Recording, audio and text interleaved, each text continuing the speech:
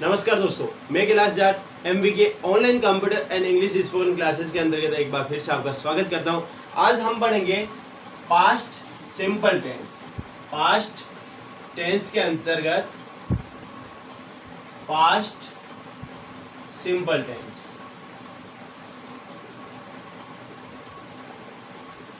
Past simple tense की जो पहचान होती है वो फॉर्मूले के आधार पर अगर अपन देखें तो वो होगी subject plus MV second plus object.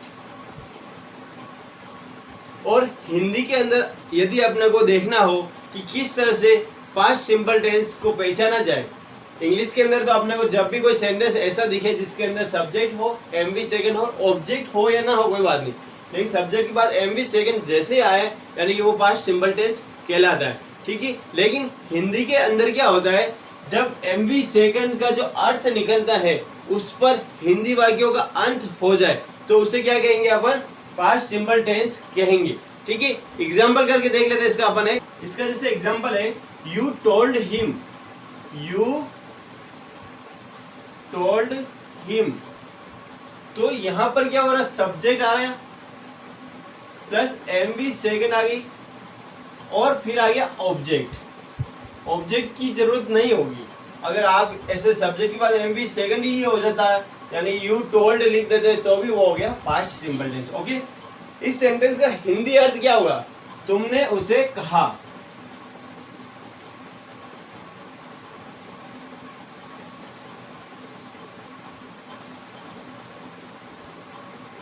Okay, यहां पर जो टोल्ड है ना, टोल्ड का मतलब क्या हुआ, कहा। ठीक है, तो जब कभी हिंदी वाक्यों का अंत मेन वर्ब की सेकंड पर खत्म हो जाता है, तुमने उसे कहा यानी कि कोई कार्य जस्ट हुआ है ना, तो ऐसे जो सेंटेंस बनेंगे वो बनेंगे पास्ट सिंपल टेंस के अंतर्गत कहा जाएगा। ठीक है, ये जो मेन वर्ब है, मेन वर्ब की सेकंड फॉर्म, इनका यूज कभी भी हेल्पिंग वर्ब के रूप में नहीं किया जा सकता। ठीक है, पास्ट सिंपल टेंस सीखने के लिए आपको मेन वर्ब की सेकंड फॉर्म याद होनी चाहिए। जैसे मेन वर्ब की फर्स्ट फॉर्म क्या, MV1 क्या, ईट, और MV सेकंड फॉर्म इसकी क्या हो जाएगी, एट। फर्स्ट फॉर्म है जैसे drink,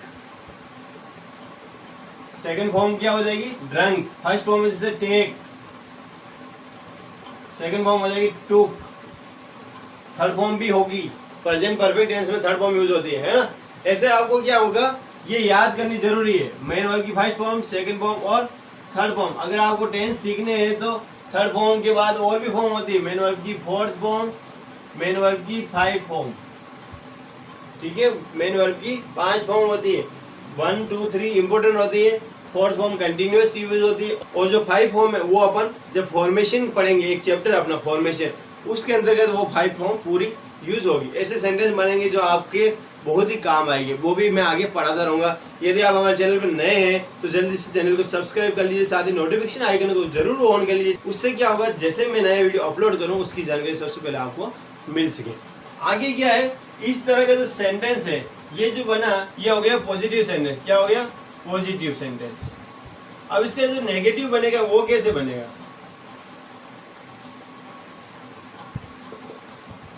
negative sentence, sentence number 2 बनेगा, क्या होगा, यू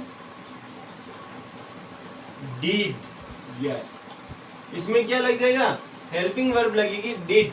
पास्ट सिंपल टेंस में हमेशा हेल्पिंग वर्ब क्या लगेगी, डिड। यू डिड, डिड के बाद क्या लग जाएगा, नॉट।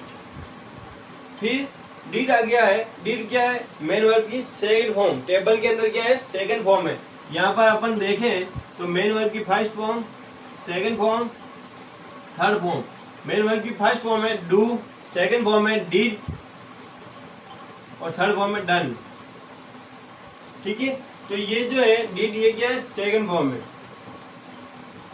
और इसके साथ क्या लग रहा है, नॉट। अब सेकंड फॉर्म के बाद कभी भी वहां पे सेकंड फॉर्म नहीं आएगी, यानी कि टोल्ड जो है ना, ये सेकंड फॉर्म है, तो यहाँ पे टोल्ड नहीं आके वापस क्या आ जाएगा, फर्स्ट फॉर्म आ जाएगी, tell. You did not tell him. अब मैंने अभी जस्ट बताया था, यदि आपको फॉर्म नहीं आती फर्स्ट सेकंड थर्ड तो आप टेंस नहीं सीख सकते। टेंस को सीखने के लिए आपको हर तरह की फॉर्म याद होनी चाहिए। Form, first form, second form, third form में कोई भी वर्ब है वो कैसे बदलते हैं वो ध्यान होना चाहिए। ठीक है, तो इसका सिंटेक्स क्या बन गया, subject plus helping verb plus not plus MV1 plus object. ठीक है, तो नेगेटिव के अंदर फॉर्मूला क्या बन गया, you did not tell him, formula बन गया subject plus helping verb plus not plus MV1 plus object. ठीक है, नोट कर लेना। इसका हिंदी का अर्थ क्या होगा, तुमने उसे नहीं कहा, कहा तो लास्ट में जाएगा ना, तुमने उसे नहीं कहा। ठीक है, नहीं आ जाएगा, नॉट का मतलब नहीं। ओके, हिंदी में ज्यादा फर्क नहीं आया, नॉट का केवल नहीं लग गया, लेकिन यहाँ पे जो नेगेटिव है ना वो आपको थोड़ा सा ध्यान देना है। मेन वर्ब की सेकंड फॉर्म लग रही, नॉट लग रहा, और फिर उसके बाद मेन वर्ब की फर्स्ट फॉर्म लग रही है। तो ये जो है सेकंड फॉर्म, ये एक तरह की यहाँ पे क्या होगी, हेल्पिंग वर्ब होगी। क्या होगी, हेल्पिंग वर्ब। ठीक है, ओके, समझ में आ गया यहाँ पे। अब अपन सीखेंगे तीसरा तरह का सेंटेंस, वो होगा interrogative sentence.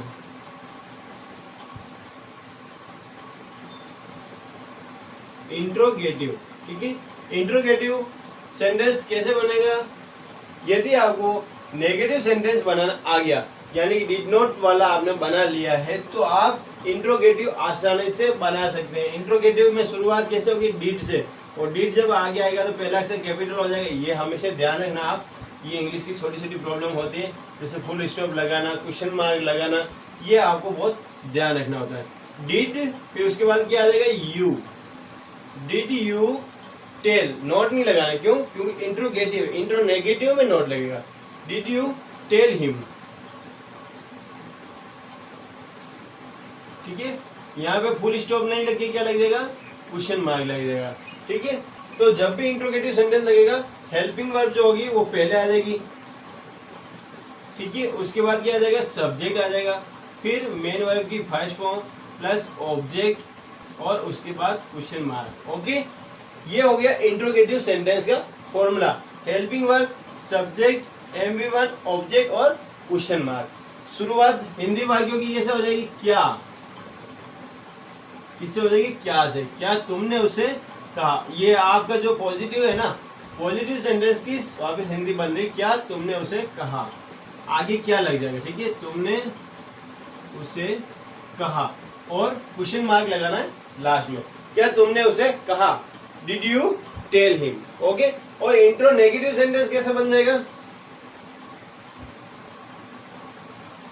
Intro negative sentence के लिए क्या करना पड़ेगा, did you not tell him.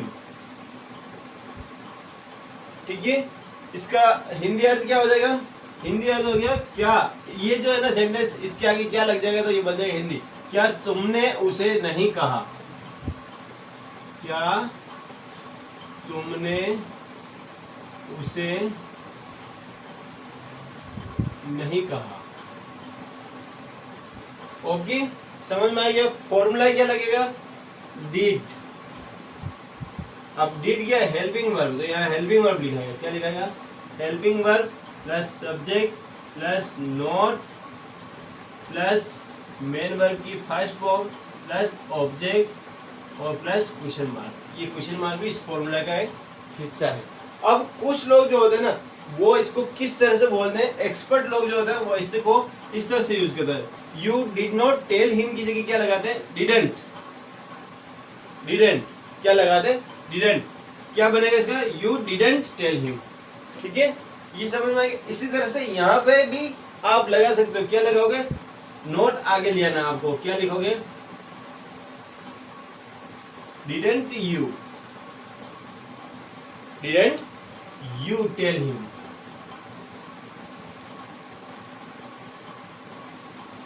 ये एक और सेंटेंस इसका हो गया। अब आपको कौन सा उचित लगता है, मेरे हिसाब से आपको ये यूज करना चाहिए, यू डिडंट टेल हिम, तुमने उसे नहीं कहा, या फिर ये यूज करो, डिडंट यू टेल हिम, इंट्रोनेगेटिव जब बनाओगे तो डिडंट यू टेल हिम, क्या तुमने उसे नहीं कहा।